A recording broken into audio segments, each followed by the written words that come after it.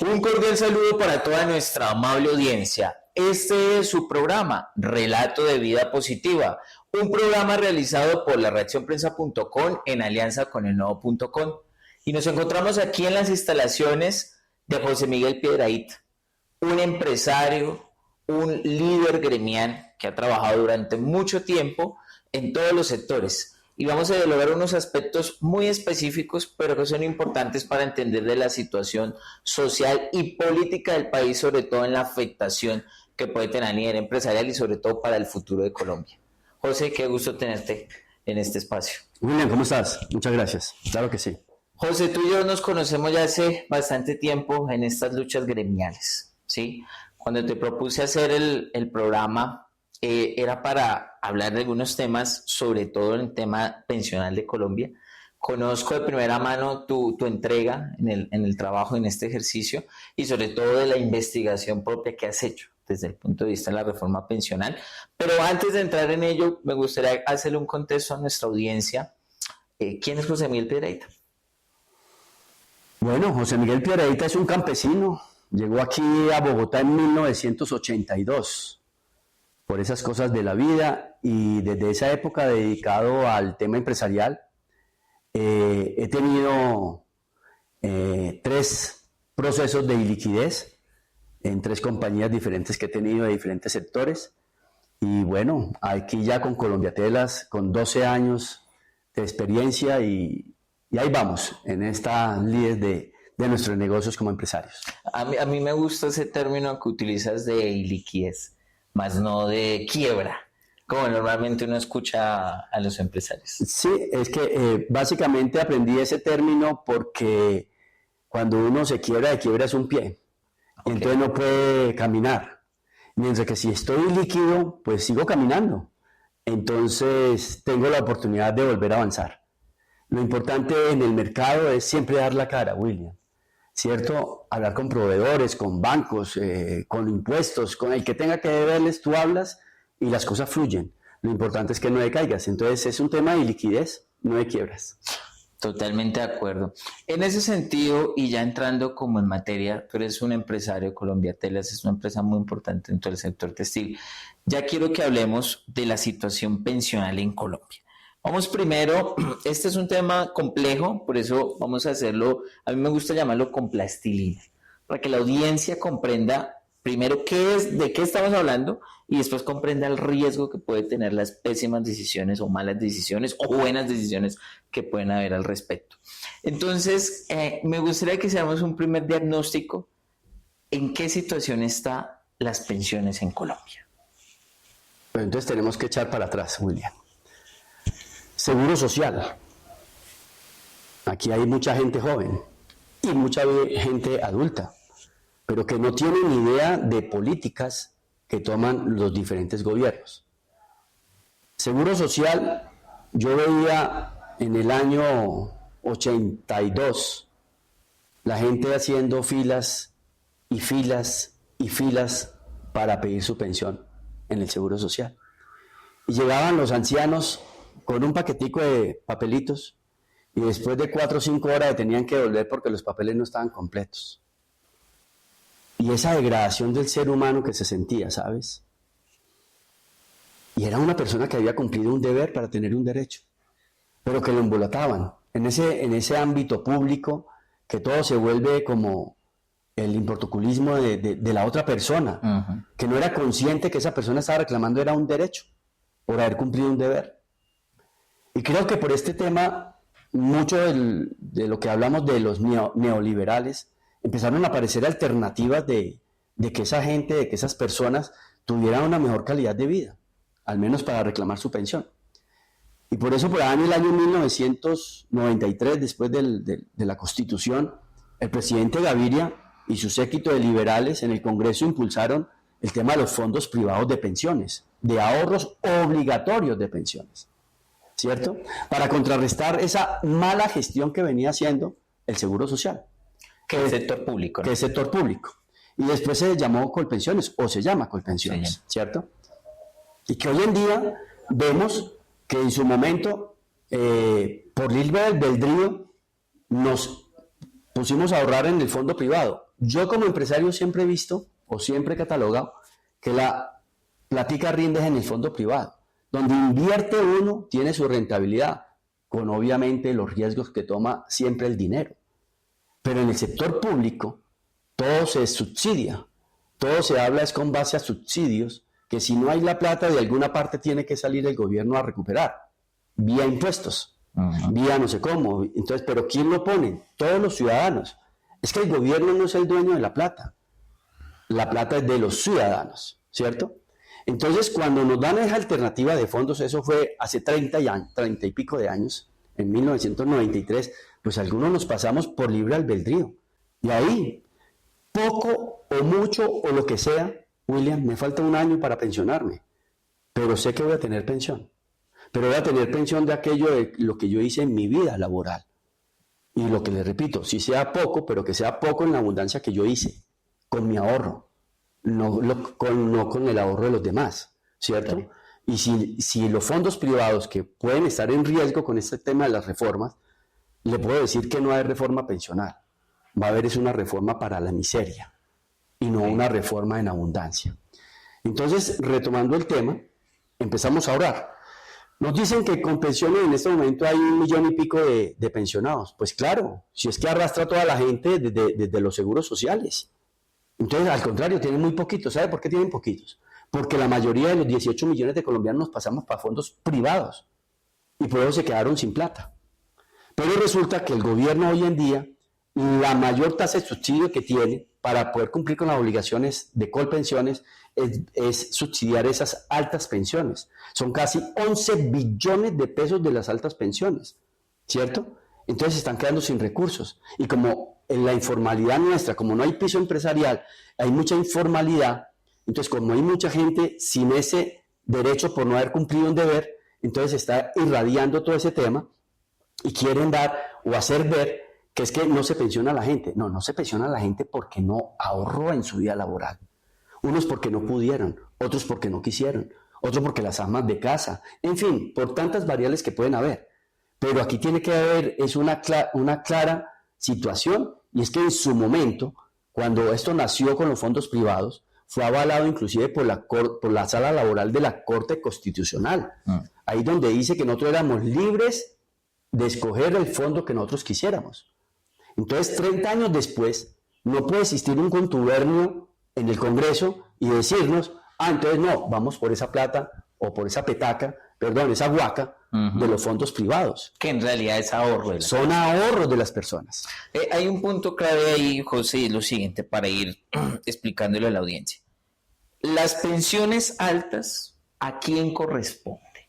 ¿Quién cotiza esas pensiones altas? Para ir desentrañando un poco. Bueno, las pensiones altas, están los magistrados, están los mismos senadores, están los mismos representantes, están los altos funcionarios, están los excancilleres, o los cancilleres, o presidentes, o expresidentes. Esas pensiones altas las tenemos que subsidiar el resto de colombianos a través del presupuesto nacional.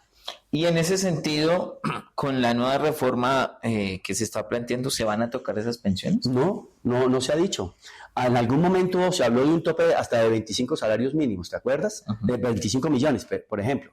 Sí, pero en este momento cuando a nosotros nos dicen que el excanciller o el canciller que está suspendido, aparte de que tiene salario, tiene una pensión y muy alta, y no es la única excepción. Es que son muchísimos. Venga, si de verdad quieren equidad, si quieren equidad en abundancia, pues empecemos a tocar esas altas pensiones y no quitarle al que dice que 1 o 2, 3 salarios mínimos que cotiza, venga y absorbamos esos ahorros. Jack ha sido sinónimo de calidad y comodidad en el mundo del calzado. Con muchos años de experiencia en el mercado, nos enorgullece haber caminado junto a nuestros clientes, brindándoles calzado excepcional que les ofrece una sensación inigualable de confort.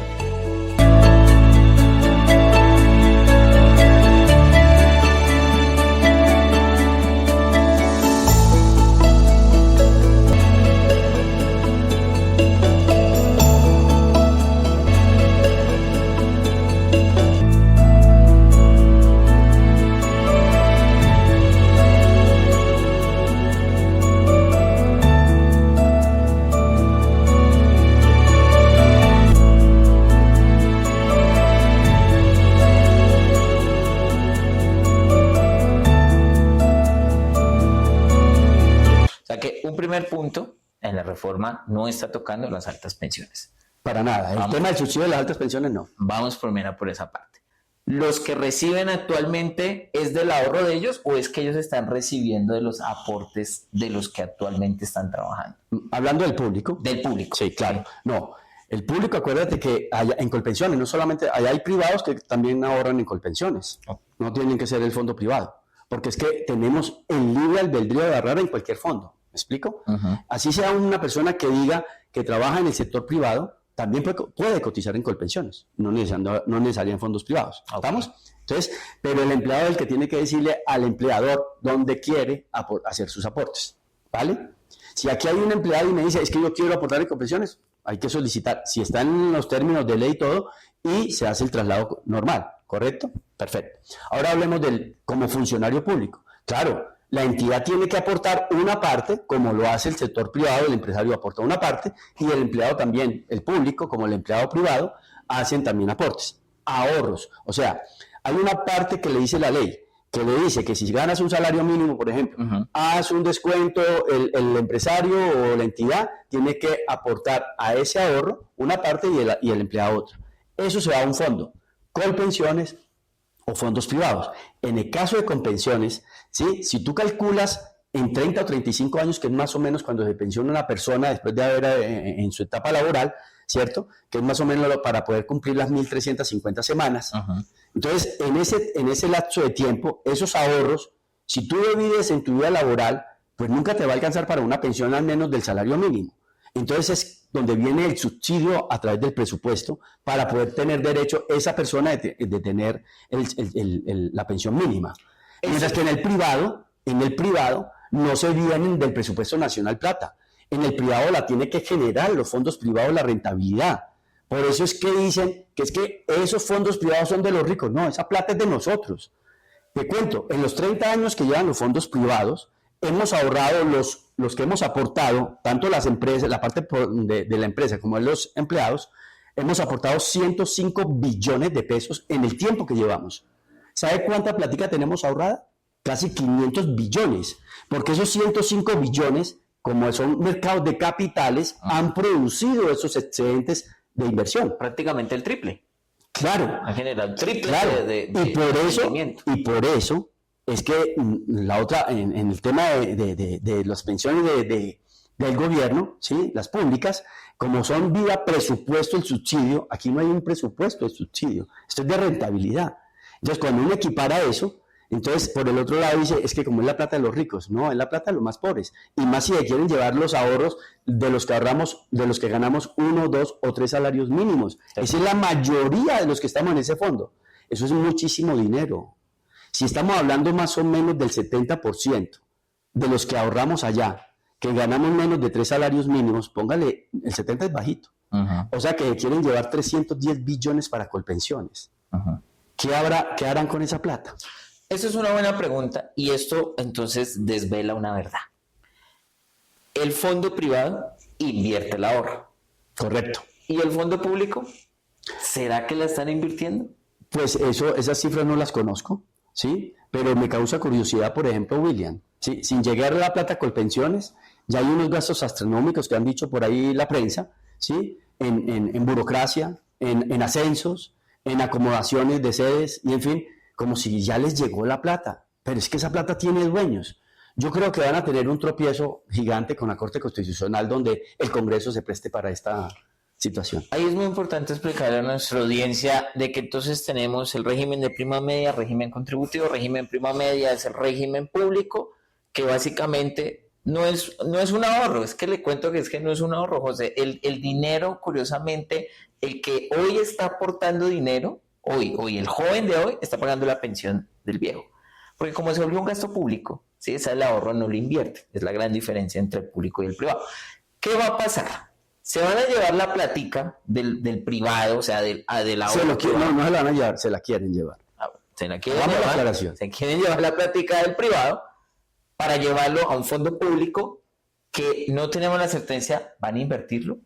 ¿Lo van a gastar? William, buena pregunta. Eso lo dijeron en Venezuela, eso lo dijeron en Argentina, eso lo dijeron en Ecuador. ese mismo modelo económico que está proponiendo eso hoy aquí en Colombia, ya lo hicieron en otros 3 países. Y si no aprendemos de la realidad, muy difícil saldremos adelante. En su momento, ¿qué dijo Argentina? Con los Kirchner. Venga, muchachos, ayudemos a los más pobres, hagamos el pilar solidario, vamos por los ahorros privados, le damos plática a todo el mundo y después reponemos la plata de esas pensiones. Pues hoy en día, los empresarios en Argentina se sienten tan culpables de que les hayan robado los ahorros a sus empleados, que hoy en día también les tocó cerrar sus empresas, porque les dañaron el capital, el mercado de capitales. Es que generar mercado de capitales para generar bienestar en abundancia, no en miseria. ¿Ve? Entonces, póngale cuidado que hicieron, William. Claro, allá dijeron, aquí tenemos a todo el mundo contento con pensión. ¿A todo el mundo cuáles? A los que habían ahorrado obligatoriamente por la Constitución y a aquellos que nunca laboraron o nunca ahorraron o hicieron con su plática lo que se les dio la gana. William, yo he puesto el ejemplo de mi padre. Mi padre murió a los 85 años. Mi padre fue finquero toda la vida, montañero toda la vida. Yo cuando tenía 17 años, saliendo del bachillerato, le dije, papi, ¿usted por qué no ahorra pensiones? Y me dijo, porque me gusta tener la plática en el bolsillo y gastármela como quiera. Y no ahorró a pensión.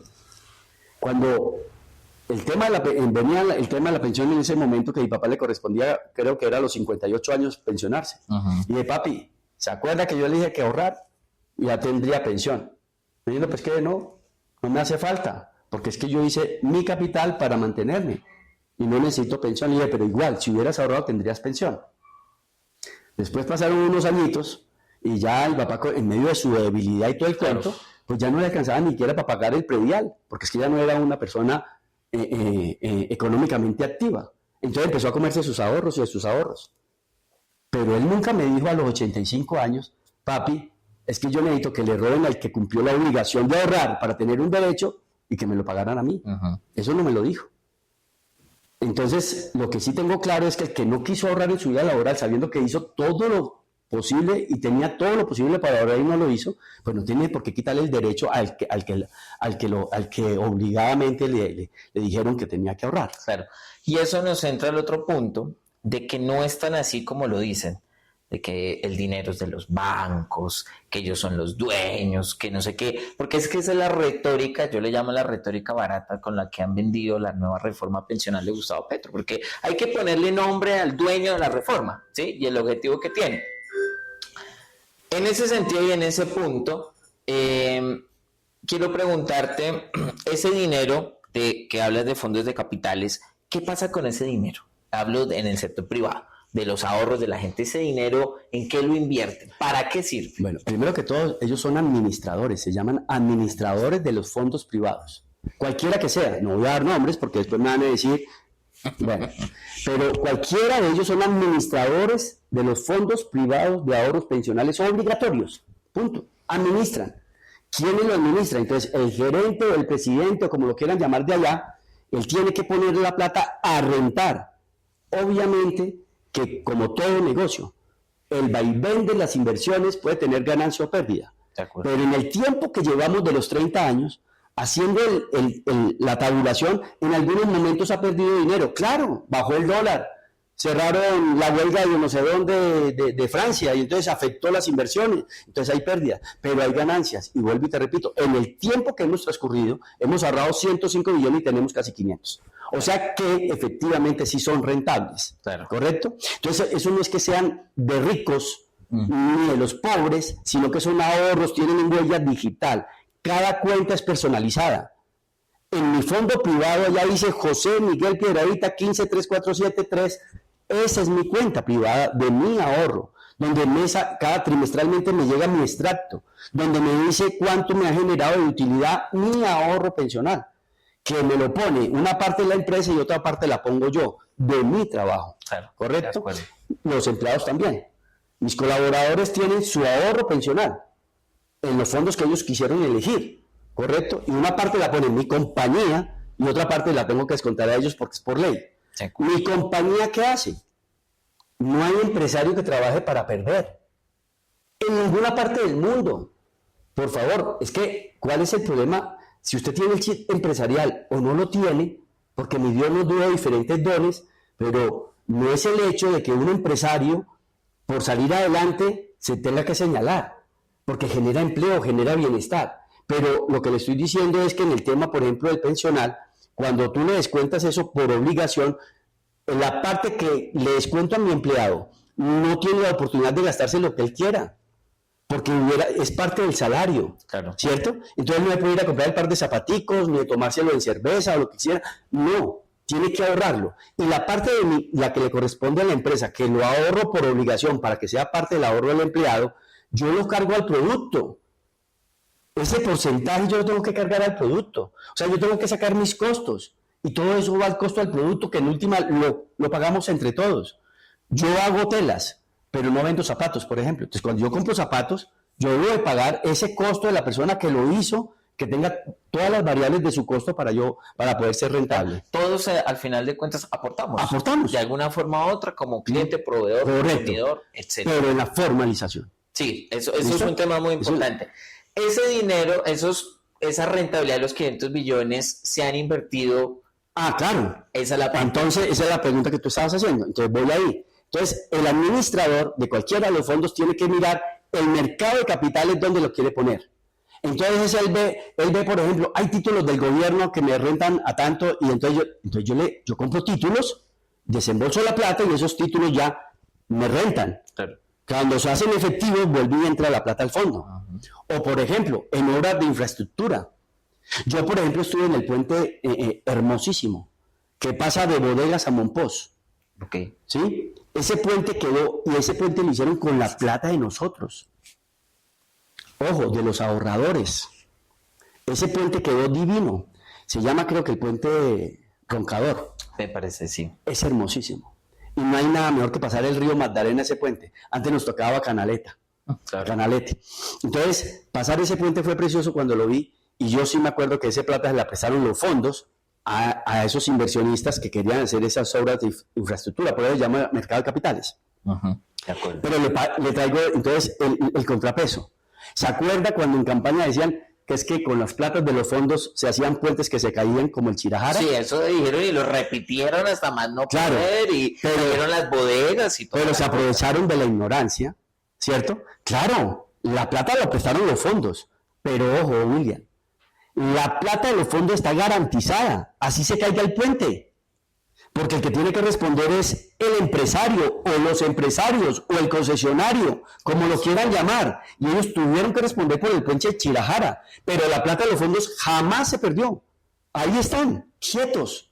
Entonces no se presta la plata para que caigan puentes, eso es falso. Se presta la plata es para que se hagan obras de infraestructura, que en últimas, esas obras de infraestructura nos convienen a todos los colombianos, William. Claro, de acuerdo. ¿Por qué tenemos que señalar al empresario que quiere hacer una obra que por cosas no sé, del terreno, de las inclemencias del clima, y se le cayó? Pero ojo, inclusive ya respondieron, ya hicieron otra vez el puente de Chirajara, solo que era una medición distinta. El puente todavía no está en funcionamiento. El Estado es porque el empresario hizo el puente, pero el Estado es el que tiene que hacer la carretera para que llegue a ese puente. Claro. Pero ojo, la plata la puso el empresario, no los fondos. La plata que prestó los fondos, ahí están. Entonces, por eso es que en los fondos privados, valga la redundancia, están garantizados. En ese punto, entonces, vemos que los fondos lo que generan es un dinamismo en la economía. Pero, Porque, claro, bestial. tú ahorras, ¿cierto? Hay un administrador, el administrador coloca el dinero en mercados de capitales, invierte en infraestructura, que es muy importante, y no es barato. No es barato, la infraestructura no es barata. Para nada. Y se construyen las obras que al final retorna al mismo pueblo colombiano, que es el que está invirtiendo, Claro. y continúa la plata ahí. No Pero se ha perdido, No, señor. ¿cierto? No, señor. Entonces, si uno ve que estos beneficios de dinamismo económico son tan buenos, ¿cuál es la insistencia de querer acabar este sistema como está funcionando, José? Por el modelo económico. Es que es claro cuando ellos hablan de crecimiento. Mire, conocí personas, cuando yo trabajé en el sector público, personas que me decían, porque a mí me encanta la inversión, le decía, venga, les llegó esta platica, cómprese una casa a plazos. ¿Y sabe qué me decía? No, porque después me toca pagar impuestos. O sea, les prefieren no tener, o sea, se gastan la plata en su vida laboral, pero no la invierten, no les interesa tener. Entonces es el modelo, lo perverso del modelo. O sea, quieren ver a todo el mundo en la inmunda, ¿sí? No en abundancia. Es que les pica el tema de la abundancia. Yo estoy de acuerdo que haya que tener un consumo responsable y lo he defendido toda la vida. Yo en mi casa hace 40 años, 45 años, había economía circular. ¿Sabe cómo era la economía circular de mi casa, William? ¿Cómo funcionaba? La camisa de mi hermano mayor duraba hasta la tercera generación de mis nietos. Y luego pasaba. Claro, y el par de zapatos ni se diga, porque eran grulla. Y esa suela no la acababa nadie. Entonces imagine que esa economía circular era espectacular. Y siempre he sido responsable con eso. El consumismo hay que controlarlo, claro. Pero hay que mantener un consumismo responsable, pero en abundancia. Sí, no en miseria. Eso es cierto. Bien. En ese punto, lo que podemos ya entrar es hacer como una evaluación. El dinero que lo van a pasar de estos lo quieren pasar, sí, muy bien la aclaración, que lo quieren pasar de estos fondos privados, llevarlos al fondo público. ¿Habrá algún control de esa plata, José? O sea, ¿habrá maneras de que la ciudadanía pueda entrar a mirar, a buscar, así como usted hace hoy en día, que entra y usted mira su cuenta y puede revisar su rendimiento? ¿Será que allá se va a poder revisar? William, vea, yo cuando a nosotros nos hablan de listados del Estado, primero, jamás los he conocido. Los he pedido por derecho de petición y jamás he tenido respuesta del Estado, de cualquier entidad. Entonces hablan de subsidios para las madres menos favorecidas. ¿Y usted sabe cuántas madres de cabezas de familia que están en el listado están fallecidas? No existen. En fin, es mucho el dinero. ¿Se acuerda de un libro que se llamaba Las venas abiertas de América Latina, de Galeano? Sí. Pues yo digo que la que él hace referencia, creo que esa nunca las tocó. Pero esta es la vena más grande. Imagínense que en la semana pasada el presidente nos está dando la razón. Cuando él dice que ya tiene la plata para pagarle el bono pensional a los mayores de 80 años. Escúchame la palabra. O sea, el presidente ya nos dio la razón que los fondos privados hay que dejarlos quietos. Él sabe que quieren ir por los fondos privados porque es cash, es una guaca. Es como un dinero, una liquidez que tiene ya. Y la reparte para todo el mundo. William, si usted estaba pensando que con su pensión en los fondos privados se iba a ganar $1 millón de pesos, donde supuestamente lograran esto, que estoy seguro que no, porque la Corte Constitucional para mí tiene que ser el pilar de defender esto. Ese perverso pilar solidario, porque no tiene nada de solidario, al contrario, daña mucho más. El presidente Petro, cuando dice que tiene la plata de los mayores de 80 años, porque puede conseguir la plata de los demás, siempre lo he dicho. Donde si estamos preocupados por todos, porque es que los colombianos no somos solidarios, somos extremadamente solidarios con el menos favorecido, y que no nos vengan a echar el cuento que es que solamente son los de izquierda, o de la ideología de izquierda. A nosotros nos dicen de derecha porque nos gusta es trabajar, ¿cierto? O asemejan con unas cantidades de cosas que, bueno, se enloquecen, pero la idea es que aquí nos gusta es trabajar. Entonces, cuando él dice que tiene la plata de los mayores de 80 años, vía ojo, lo llama bono pensional, pero eso es un subsidio que ya venía caminando. Era un subsidio que estaba en 80 y pico de mil de pesos, que él lo quiere aumentar a 250, pero perdón, es que la plata no es de Petro, la plata es de todos los colombianos. Y la plata no es de Duque, la plata es de todos los colombianos. O sea, es decir, en ese sentido, José, que lo que tú nos estás diciendo es que no es necesario tocar las pensiones. No, porque no entonces, hay necesidad ¿cómo te parece que encontraron plata en Colpensiones para hacer ese subsidio, para hacerlo a los mayores de 80? Encontraron plata allá en Colpensiones, encontraron plata en el Ministerio de Trabajo, que supuestamente la ministra tiene que defender son los derechos de los trabajadores, y el pretender llevarse los ahorros privados para el público no está defendiendo derechos de trabajadores. Y lo mismo los sindicalistas. Los sindicalistas dicen hechos para ahorros de los trabajadores, que eso es lo que nos han explicado esos sindicalistas. Entonces, ojo, sean coherentes con lo que hablan. Entonces, des en cuenta, si vamos a dar subsidios, no es si ustedes quieren, somos todos, denlos a través de las utilidades de Ecopetrol o de las ventas de los inmuebles de la SAE. Esas son vías de solución, ¿no? Claro, pero es que, claro, por eso, entonces, la plática de esos mayores de 80 años la encontraron en Colpensiones, en el Ministerio de Trabajo y vía Presupuesto Nacional. ¿Qué es lo que hemos dicho siempre? Si quieren dar un mayor subsidio, no es bono pensional, ese es un nombre que lo están poniendo para confundir que sea un bono solidario de pensión. No, es un auxilio normal para mayores, y que mayores de 65 años que nunca pensionaron, pues claro, porque no ahorraron, ¿cierto? Entonces vuelvo y le pongo el ejemplo de mi papá, el que puse. Entonces, como nunca ahorró, pues no tiene derecho a pensión. Entonces, hay que darle un auxilio. Bueno, listo. Entonces miremos de todos los ahorros de los colombianos, pero los que tenemos en Ecopetrol, que son las utilidades, porque las utilidades de Ecopetrol son ahorros de todos los colombianos. Sí. O las ventas de la SAE, de los activos de la SAE, que es de todos los colombianos. Son unas vías que yo creo que son solucionables para no tocar el ahorro. El ahorro pensional privado. Pongámonos así como para ir finalizando un poquito picantes, José. O sea, hablemoslo a carta blanca. Sí, yo creo que hay que hablar las cosas. Sí, señor. El hecho de querer tocar 500 billones de pesos, que no es cualquier plata. Es que estamos hablando de 40 reformas tributarias. De 40 reformas tributarias. O sea, te mueres tú, me muero yo, se mueren 3 de mis hijos, de mis generaciones, y esa plata era de 40 reformas tributarias. Por eso, y le aseguro que ni se ha acabado, por así decirlo, esa plata. ¿Qué quieren hacer con ese dinero? Y hablemoslo sinceramente desde tu punto de vista empresarial, que al final tiene una dimensión política, porque el elemento empresarial tiene una dimensión política. Hablemoslo sinceramente, ¿qué quieren hacer con esos 500 billones? Hay unas posibilidades como está la ruptura institucional, porque hay una ruptura, y lo sabemos. Hay unas posibilidades de lo que están pretendiendo buscar es con esto comprar conciencias en un futuro determinado para perpetuarse en el poder.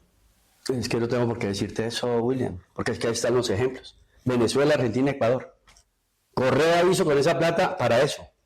Los Kirchner hicieron para eso. Y Chávez hizo con eso para eso. ¿Y sabe qué es lo malo? Dañaron el mercado de capitales. Vaya donde un profesor venezolano que tenía derecho a $300 de pensión, le están pagando $20. Una miseria. Váyase para donde un empleado en Argentina, que tenía derecho a $400 mensuales, le están pagando $27. O sea, a todo el mundo lo dejaron con pensión, pero en la miseria, en el decrecimiento, donde el costo empresarial en Argentina, en Venezuela y en Ecuador se ve a leguas, donde lo destruyeron todo. Y acuérdense que cuando hay esos mercados de capitales a borbotones, el precio de tu moneda va a valer 5. Vamos a ver veríamos tapices de billetes. Y eso es lo que no se puede permitir, ese lujo, dárselo a la Corte Constitucional a esa propuesta que tiene esa reforma pensional, que además de perversa, para mí es bien aberrante, porque se quieren petaquear, son nuestros ahorros de los trabajadores. Ojalá los jóvenes lo escuchen. Mire, hoy en día se petaquean los de nosotros que ya estamos a un año de pensión. O sea, si hay régimen de transición, creo que a mí no me cobija. Pero ¿sabes qué sí me cobija? Que después todo el mundo es igual. O sea, ya ni mi pensión va a existir. Pero ustedes jóvenes, en 30 años, ya lo reconoció el ministro de Hacienda, que en el 2070 tiene que haber otra reforma. Pues claro, porque se van a petecar los recursos de ahorita. Entonces, cuando ustedes sean viejos, como yo, no van a tener pensión. Y le van a decir a usted que usted tiene que bajarse de la nube, bajarse de su ahorro pensional, porque le tienen que garantizar pensión a los más jóvenes. Falso. Vuelven y se lo roban. Entonces vuelve el círculo vicioso. Y ese es un tema político que no lo podemos permitir. Ojalá el Congreso se dé la alternativa y de pensar en soluciones. No aprueben la reforma en este cuatrenio. Y verá que en el 2026, Colpensiones tiene una pela muy dura porque no tiene de dónde pagar pensiones de esos fondos. Porque el presupuesto de esas altas pensiones y los subsidios con que viene vía el presupuesto no va a alcanzar. Por eso es que no quieren sacar del presupuesto nacional y si quieren ir por la plática de nosotros, claro, que es escasa. Yo creo que bajo esta situación y todo este análisis que ya estamos viendo, hay la situación preocupante es porque está implicados no solo nosotros, nuestros hijos, la generación que le sigue, claro, y posiblemente la que le sigue. Y siento en tu llamado que estás haciendo en este momento que el último muro de contención, bueno, en este momento está el debate en el Congreso, ¿cierto?